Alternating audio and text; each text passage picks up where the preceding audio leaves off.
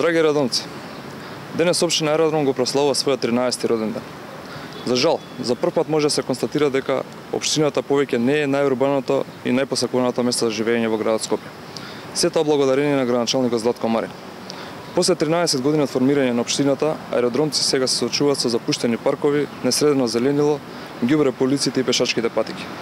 Дивите депонии и расторените контејнери може да се сретнат на секој чекор во општината. Нападите од кучиња скитници станаа секојдневие за аеродромци.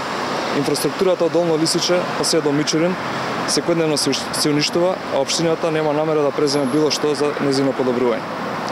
Ветува решавање на проблемите со паркирањето, а единствено од решавањето е активирање на ПАЕК службата и преку удар врз џебот на граѓаните полнење на буџетот на град Скопје и општина Аеродром.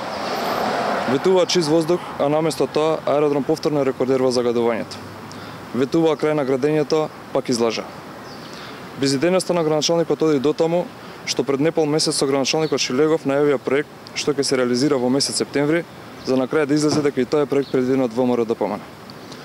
А до септември останува да чекаме и да се надеваме дека градоначалникот ќе се разбуди од зимскиот сон. Повеќе од 2 месеци градоначалникот нема храброст да присуствува на седница на совет со смешни изговори, избегнувајќи ги прашањата од советниците од ВМРО ДПМН.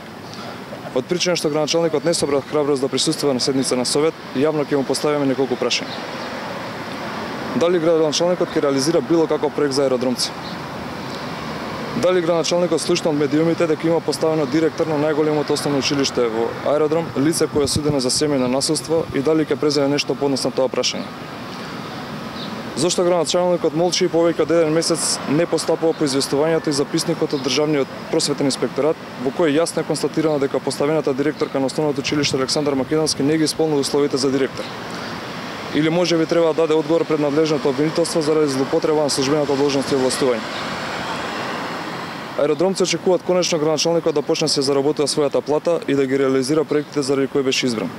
Премногу ветување имаше во изборната кампања, ниту една не е реализирана. ВМРО ДПМН и понатаму ќе продолжи да биде конструктивна опозиција, меѓутоа редовно ќе го потсетува градоначалникот за нереализираните ветувања. Среќен 13-ти роден на Аеродром.